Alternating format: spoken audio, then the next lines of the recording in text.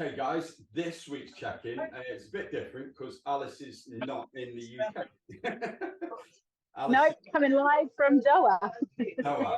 Yeah, so Alice is going off to South Africa. Whereabouts are you going in South Africa? So start in Namibia, and then every day across the 2 weeks we do a bit of a trip and end up in Cape Town in South Africa.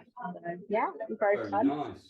So yeah, it's something that you've been sort of looking forward to for a while, isn't it? So yeah, I booked it back in March, so it's been a long time coming. But it's suddenly come around really quick. It felt like ages away. Now that it's here, I'm like, oh, I wasn't quite ready for it. So Alice is away for, how long are you away for? Is it 10 days or 2 weeks? 2 weeks. 2 weeks. So yeah, I'll probably miss next week's, but then the week after we should be good again. Cool. So next week it'll just be me for this check-in, but Alice will, when she has like internet access, she'll sort of hop in and give her coaching bits. But you've got me in the meantime. So we're going to jump in because I know obviously you've got a transfer that you need to make sure you catch. So we'll jump straight in. And what we'll do is we'll just go through the first couple of, the first two things are going to be what we're looking at next week. So focusing on next week. So I'll let Alice introduce the first one, which is going to be fibre. So off you go, Alice. So yeah, next week we're going to put a real focus on fibre and the importance of this in your diet and why it's really great and what all of the benefits of that. So there will be a video that you can watch, which will be on Monday. So you can see that one through the app. But the main benefits really of fibre is that it's really important for your gut health. It's like great for that, keeping your gut healthy, keeping your digestive system moving. It helps keep you fuller because it's slower to digest. So it really helps with your hunger levels, keeping you fuller without eating as much. And really great for controlling your glucose levels, and so great in terms of like diabetes, keeping your cholesterol levels low. All of those great things. So it's really important that we get some good source of fibre in the diet. There's some really great easy ways you can get it. So you'll see from I think maybe we'll smoothie recipes as well. I'll always add chia seeds or flax seeds into my smoothies because they're a really great source. And it's some chia seeds like for breakfast toppings, like if you're having porridge, for example. That's a really good easy way. Your whole grains, so simple swaps you can make would be something like your pasta or your rice, swapping it for whole grain rather than having the white versions. That's a really easy way to up the fibre levels as well. And of course, the best one is your fruit and vegetables as well. So if you're getting them 5 a day, that's also helping towards your fibre. Yeah, and that's sort of really key. So what we'll do is we'll get lots of little hints and tips, and I know next week Alice said she's got an overview video, and then we're going to give you some good sources of fibre, and I've got a little chart as well, just to give you some idea of what a typical day's eating might be for trying to get your fibre in, just with a few little quick switches. So we mentioned the chia seeds, but a few other little things as well, a few hacks. So the fruit, veg and stuff like that, how to get it in. The other thing we're going to focus on is hydration. One of the things that I know a lot of you are going to be working on, but it is kind of getting the liquid in. So why? Well, obviously water is really important. Our body's made up of 78% of water. We need it for all the chemical reactions that take place and bodily functions. How much? Ideally, what we're looking at is somewhere between 2 to 3 litres for most people. There's a rough guide for every 25 to 30 kilograms of body mass, you need about 1 litre of water. So if you weigh 60 kilos, it's about 2 litres, 90 kilos, about 3 litres. Now, that doesn't just mean water, it could be other sources. So you've got things like juice, fruit juices, milk, things like that. Even some of your caffeinated drinks. So if you have a large coffee, that would count, but alcohol doesn't. Have a look in the welcome pack as well. There's a hydration chart in there that tells you how hydrating different fluids are. And there's also a urine colour chart as well. So one of the best ways of telling you if you're hydrated is, as bad as it sounds, checking the colour of the urine in the loo. So the next time you go for a wee, it's easier for blokes. It's dead easy. You can see it and do it. But you know, for you girls, next time you go for a wee, if you're not sure whether you're hydrated enough, check it. And we're looking for pale, straw-coloured urine. And if it's that sort of colour, then don't stress too much. The reason we bang on about water is mainly because it's calorie free. But things like your sugar-free drinks, sugar-free juices, those things all count towards it. And even like if you have a black coffee, although there is a slight diuretic effect, if you drink a lot of coffee, it overcomes it. Okay, right. So that's what we're doing next week. Then we just got a couple of questions. So the first one I'll deal with because it's a little bit more involved. Alice, I'm just going to ask you, could you just mute because I think some of the background noise. Oh, sorry. No, that's all right. So one of the questions was on about a rate of weight loss. So I noticed that the weight loss was the person stated the rate loss was quite rapid at the start and then has slowed down and will go up and down.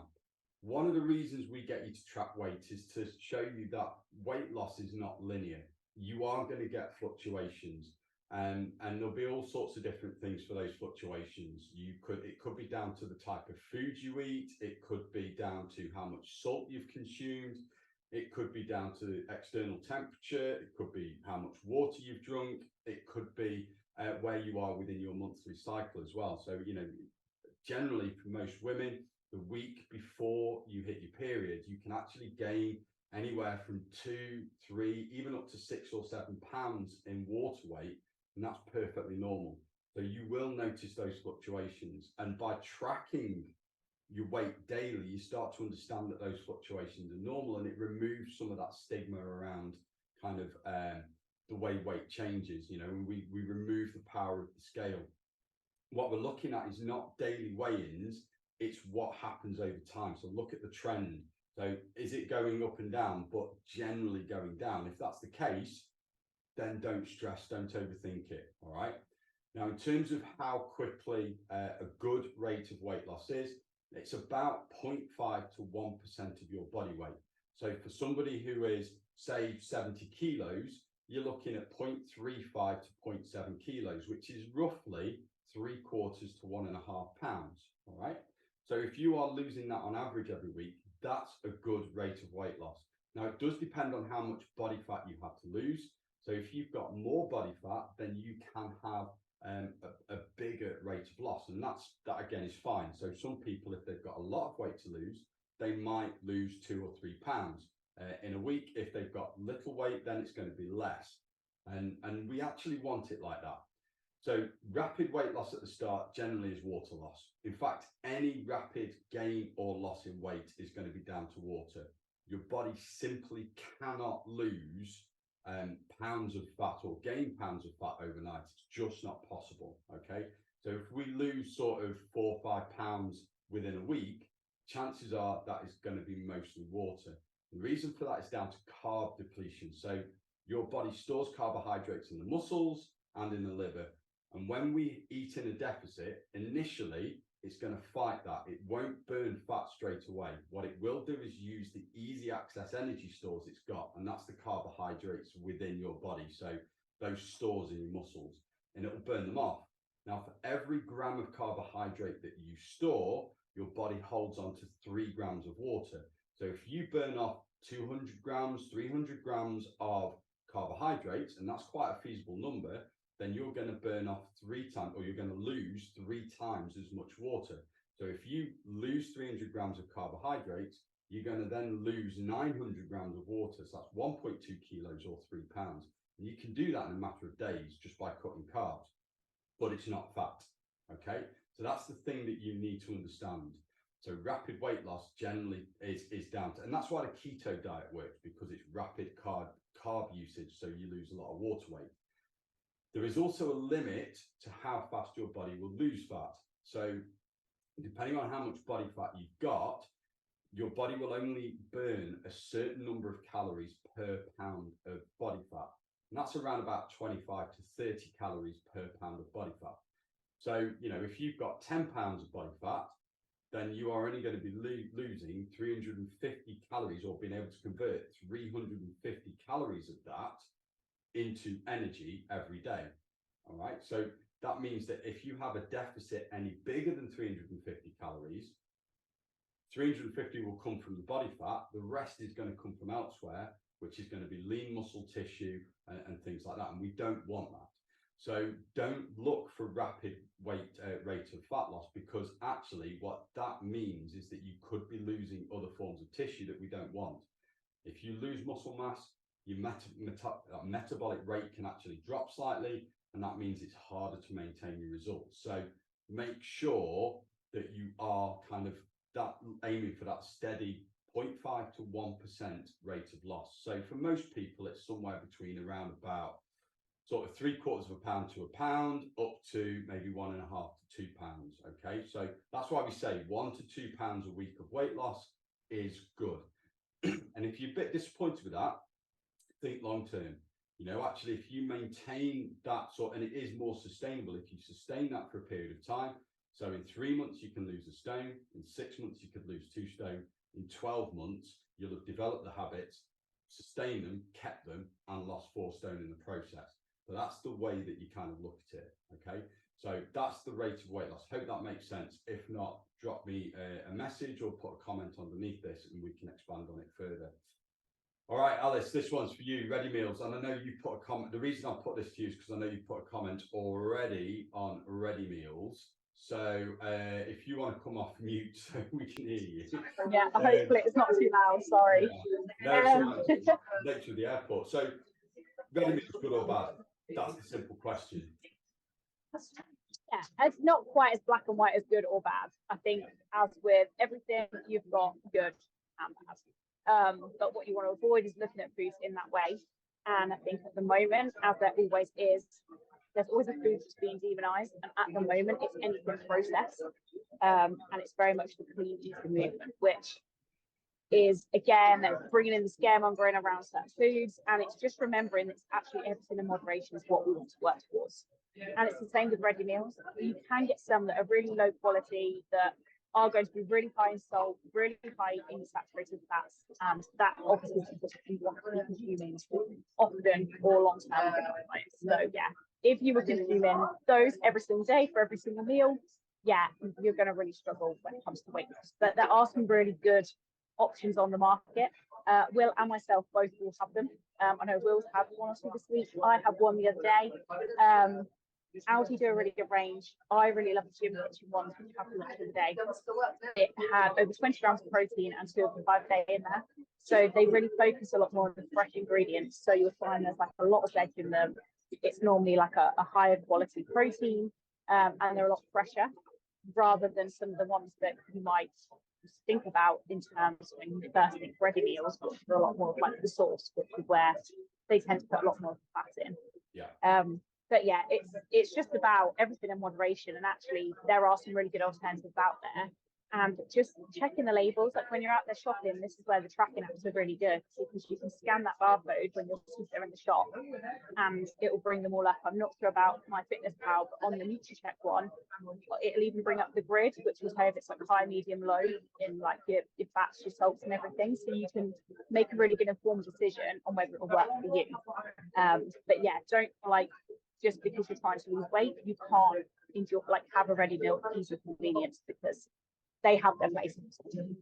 Yeah, and I think the key thing with this is to understand, and like you say, it is stuff in moderation. The problem with demonizing foods is that if you start demonizing whole groups of food, then you are going to miss out. Well, the first thing is you could miss out potentially on some positive ones. So this idea that every processed food is bad, there are some good ones. So baked beans, for example, is an example. High fat, high in protein, easy protein source, dead simple, and they're cheap. Greek yogurt is actually classified as an ultra processed food, and it's a great protein source, and it's healthy fat. You've got lots of other nutrients in there, vitamin D, calcium, lots of other things. Whole grain bread, whole grain pasta, some of these are processed foods, and if we sort of say all processed foods are bad and try and avoid them, then there are lots of things that we miss out on. But there are also some foods that are good for the soul, and if you do consume them in moderation, they're going to be helping you stick to the plan.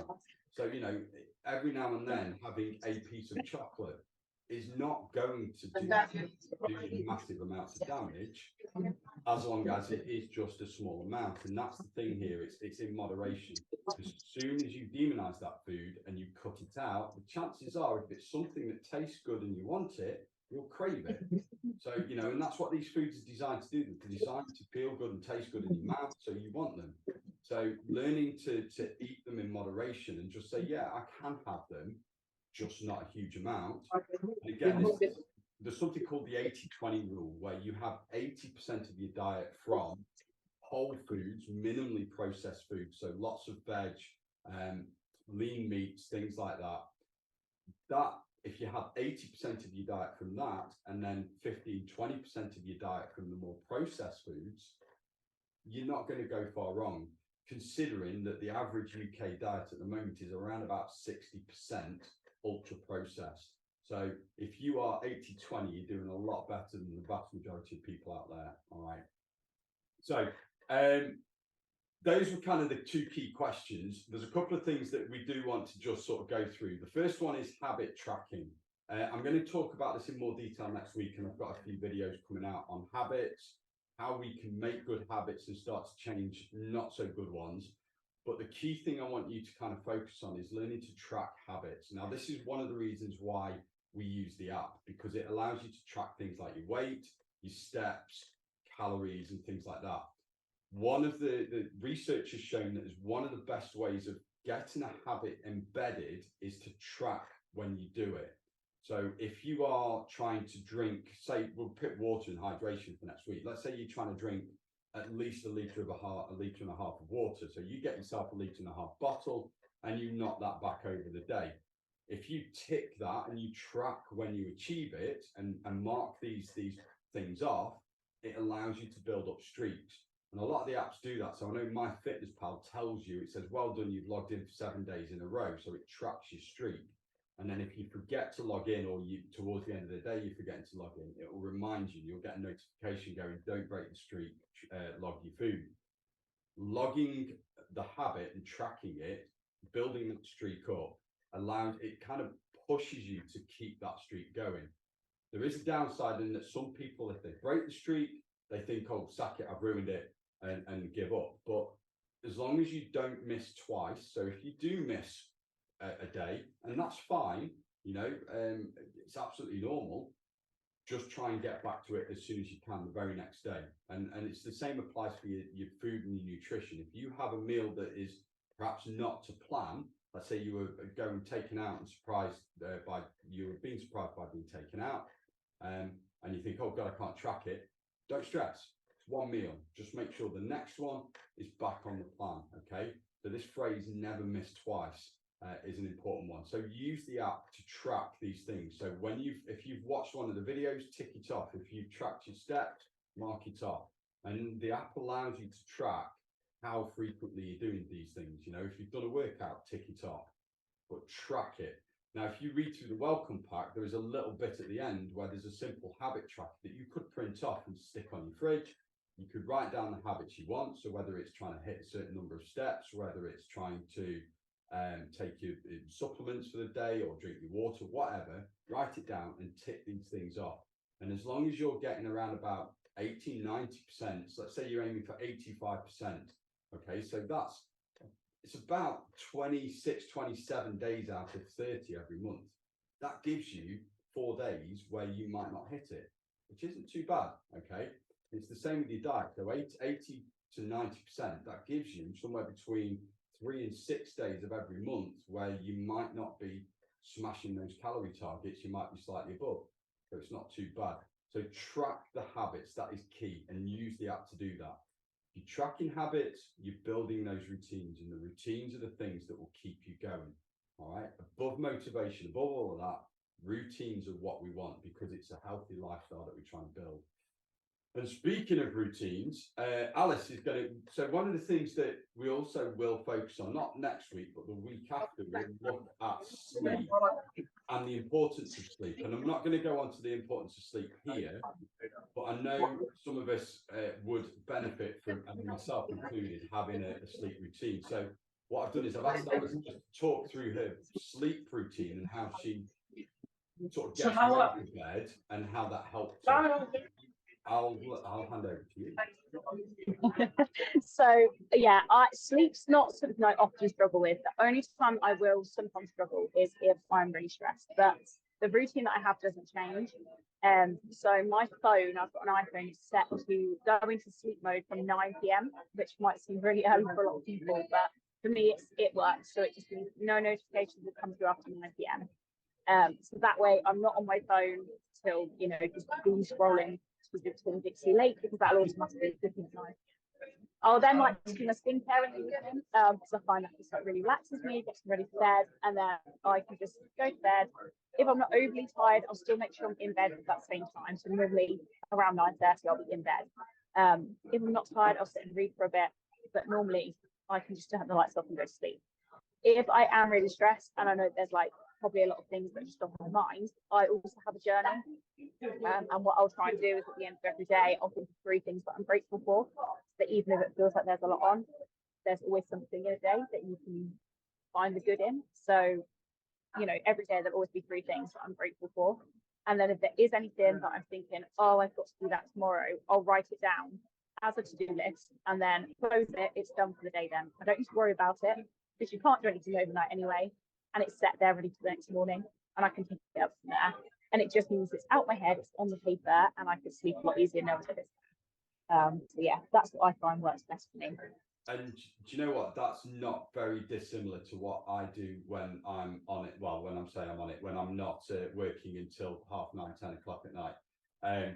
Yeah, I follow very much the same thing. So I use the do not disturb thing on my phone. I set mine to kind of switch off at about 10 o'clock. Just purely because I do work with clients sometimes past 9 o'clock, but 10 o'clock do not disturb goes on, and it switches back. That switches off automatically when I wake up the next morning. You're normally about 5:30, 6 o'clock. So when I wake up, it comes on again, so that I do, automatically get the notifications if I need them. I don't check them straight away as well. That's the other thing. So as part of the stress management, I don't think I've got to check my phone first thing in the morning. I kind of get up, although the do not disturbs switched off and the messages come through. I might actually change that with hindsight. I tend to check things around about 7 or 8 o'clock, which is normally when I have a bit of a gap between clients at that time. So I don't stress about checking that, but absolutely do not disturb goes on. I have the bedtime routine. So I do have a skincare, not that you can tell. That's why it's so useful, Will. Yeah, no, I blame this on having 3 kids, 2 kids, 2 boys and a stepson, and yeah. So no, I do the same sort of thing. So I have a wash, brush my teeth, the normal routine. I drink the water and get into bed. If I'm I do the other thing I do that's very similar to Alice, and again helps with stress management. I journal at the end of every day, so I write down what's in my head. The gratitude thing I tend to do in the morning, but I tend to write down my kind of wins. So what have I achieved that day? What are my biggest wins? And I just think of whatever, and there's always a win. Sometimes it's big, sometimes I've achieved something I'm proud of. Sometimes it's a simple case of I've eaten 3 meals, I've had a wash, and I've actually got through the day and survived it. And you know what? That's a win. So sometimes you take it. So wins. I write my to-do list for the following day. So based on what I've achieved that day, what do I need to do tomorrow? I write my to-do list, and then it's just general thoughts. And I think that's, as somebody who's suffered with anxiety and depression, and still does certainly the anxiety side of things on occasion. And also I have a lot of things going on in my head, potential ADHD issues, which I'm currently kind of going through some referrals for. But I have a lot of stuff going through my head, so I write them down, and it's something that helps me switch off. I think that's the key thing. It's being able to switch off. I know in the past, when I've not done things like that and I've constantly churned stuff over in my head, I don't sleep very well. So it's writing everything that's in here in my head down on the piece of paper, because at least then I know it's written there and I'm not trying to remember it. Quite often in the morning when I read through it, it's like, I don't know why I'm stressing about that. I don't need to worry about it, forget about it. Okay, but at least it's out of my head onto the piece of paper. And then, like Alice, if I'm still still not quite sleepy enough, I'll read. But yeah, screen time is off at least, for me, I would say at least 45 minutes before lights out. My screens are turned off. But my bedtime routine takes that 45 minutes, and that's deliberate because the blue light from your screens can actually disrupt the production of melatonin. Melatonin is the hormone that controls sleep regulation. So screen time, that's one of the biggest bits of advice I can give to people. You know, screen time, turn the screens off, and that includes your telly at 45 minutes before you go to sleep, if you can. Not always possible, I know, but please, if you can, that it really will benefit it.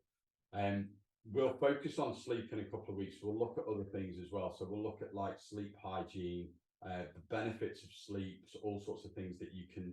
There are potential nutritional things that you can do to help sleep as well. And there are a couple of supplements that might. There's nothing that is solid evidence that it's definitely going to help, but there are a couple of things that potentially can do. So we'll look at those not next week, the week after. So keep your eyes peeled for that one. But if you are struggling with sleep, shout out and we'll give you some hints and tips in the meantime. But I think that's pretty much it. God, we covered loads there. Absolutely tons. Yeah. That was a good one. I like that. Yeah, keep any questions that we come through in the week.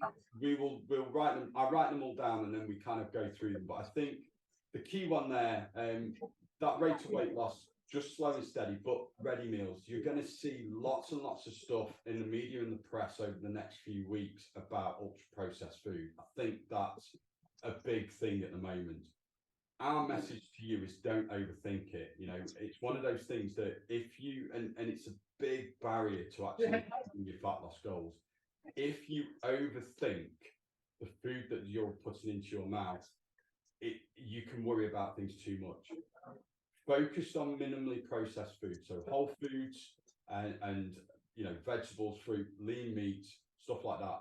Pasta's a good one as well, rice, stuff like that. If 80% of your diet is that, then you're not going to go far wrong, okay? And then you allow yourself some of those treats, so bits of chocolate, cake, ready meals. There are good and not so good options. I will never use the phrase bad in terms of food. There's a phrase I use quite a lot in that the poison is in the dose, okay? So obviously if you're eating 80 to 90% of your diet from these foods, it's not going to be good.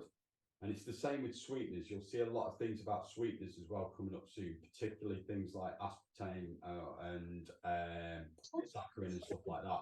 You will see a lot of things about that and them being, you know, bad for your diet. There was a couple of, was it aspartame, the aspartame, sorry, that was in the press, a couple of weeks or a few months ago, wasn't it, about it being changed by the WHO. It's now it's on the list of carcinogenics, isn't it? Yeah. It's the one. Now, just but they're in the same category as cell phones, so it's like the mobile phone. Yeah, and aloe vera, you know, and stuff like that. And actually, one of the things I would say is that we consume alcohol, okay? There's a lot of people consume alcohol. Alcohol is a class 1 carcinogenic. It absolutely, and there's tons of evidence that it causes cancer if we consume it to excess over prolonged periods of time. These sweeteners have been put to a class 2B. So class 1 is, it is carcinogenic. Class 2A is it's probably carcinogenic. Class 2B is it's possible, but there's not really any evidence to support it. And then you get class 3, which is completely safe. Now, class 3, there's virtually nothing in there. Okay, so the safe stuff is like water. That's it. All right, so the class 2B stuff, you've got things like aloe vera, you know, mobile cell phones are in the class 2B things. Sweeteners are there. All right, so do not, when you hear all this stuff that people kind of fear-mongering, just take a step back, think about it, and actually go, do you know what? Normally, when people talk in absolutes, when they say you need to avoid this food or you need not to do this, they're probably trying to sell you something, and they probably don't know what they're talking about. Okay? And that goes for supposed doctors. So if you hear anything by Professor Tim Spector, and he's a particular popular one at the moment, not nutrition, not got a nutrition qualification, but he is talking a lot about food at the moment. He is an epidemiologist. He studies disease. That is what specialty is, not nutrition. So you'll hear a lot of doctors who are not specialists in nutrition, and they're not even specialists in the effects of diet and things. They will talk about a lot about that. And there's another one, there's a book, and I'm reading at the moment. It's called Ultra Processed People by Chris Van Tulleken. It's an interesting book. I'm not going to badmouth it. It is very interesting, but I have to take it with a pinch of salt. Okay, so yeah, ready meals, processed foods, okay in moderation. Focus primarily on your whole foods and you'll be fine. Right, I think that's it. We shall say bye to Alice, and we'll see her in a couple of weeks. But no doubt, Yeah, you will. You'll message us, pop some pictures in the group as well. It'd be nice to see some scenery. Yeah, absolutely. Yeah, if I can get online, I'll still be there to check in with you all and see how we're getting on. Cool. Which would be great to see. But I'll still read back through it all, catch up with you. But yeah, any good pictures, I'll pop them in. Yeah, food pictures as well, as long as it's not a McDonald's. No, it won't be. It'll be the safari animals. It's fine. All right, now let's have a wonderful trip, and we will see you in a couple of weeks. All right, guys, see you next time. Bye. Bye.